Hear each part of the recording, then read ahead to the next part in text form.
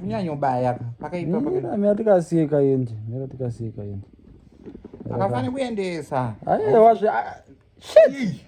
akamhanya andiwazviona ndikutaura kuti akafane kuendesa madyiwa chipa uyu handi ndiye apo iri chimbozama katoita fast kudaro nezuro ndakatoita ndakatorova 80 mani tone $80 wadyiwa awana 1 aona 1 kamwana na 1 saka ndakutoti tanga tanga chimwana chimbona kapinda chiburitsa ona kato $2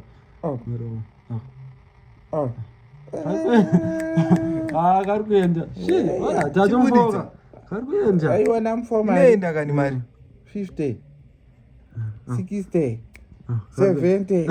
80 vari kuenda mai 90 mira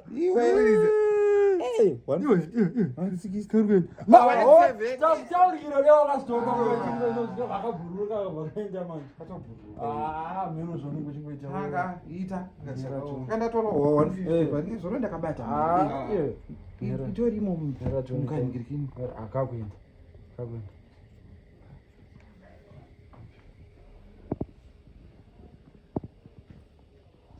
iwauya futi panonasi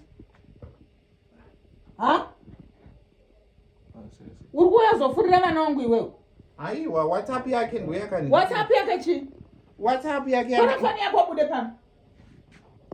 iwe ndati tora foni ndokukwidza zvinzwa mira chii chauri kudzidzisa vana vangu iwe gemu yechii handa kutaura kuti handizvide izvozvo ndochikorere chauri kuita ichi handa kuudza kuti chale akadzokera kuchikoro uri kutadza kudzidzisa chale maeke iwe wakudzidzisa chale zvisina nebasa resu usazvinyore wazvinzwa. This is your last time handikuona pano wazvinzwa mufana wokundinzwa here uri kundinzwa buda iwa buda nonsense iwewe chale urozvinzwa vanhu vese munyika inese iri kuziva kuti wakadzokera kuchikoro iwe